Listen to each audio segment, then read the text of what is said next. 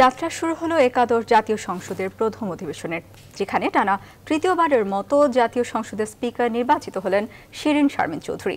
একই সঙ্গে deputy speaker হিসেবে থাকছেন ফজলে রাব্বি মিয়া।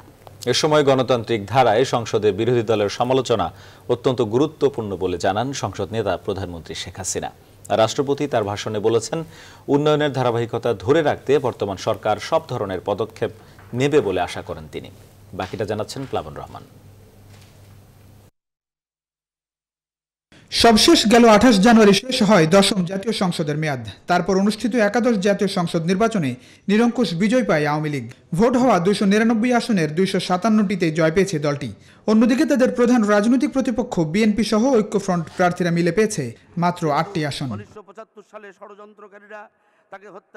নিয়ম অনুযায়ী এবার যাত্রা শুরু হলো একাদশ জাতীয় সংসদের, যেখানে ভোটের ফল প্রত্যাখ্যানকারী বিএনপি থেকে বিজয়ীরা শপথ না নেয় তাদের ছাড়াই এই অধিবেশন।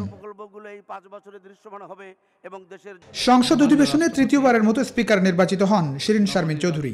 তার ডেপুটি হিসেবে নির্বাচিত হয়েছেন ফজলে রাব্বি মিয়া। তাদেরকে শপথ পড়ান রাষ্ট্রপতি মোহাম্মদ আব্দুল হামিদ।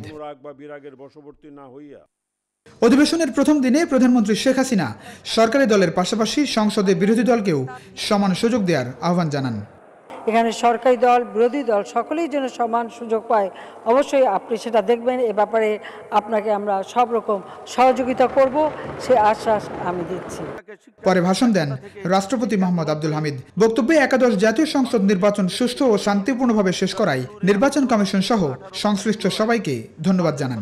সংসদীয় গণতন্ত্রের ধারা অব্যাহত রেখে সকল দলের অংশগ্রহণে অবাধ, সুষ্ঠু, শান্তিপূর্ণ ও নিরপেক্ষ নির্বাচনের মাধ্যমে গঠিত একাদশ জাতীয় সংসদের প্রথম অধিবেশনের সূচনায় ভাষণ প্রদানের সুযোগ পাওয়ায় আমি পরম করুণাময় আল্লাহর কাছে শুকরিয়া আদায় করছি।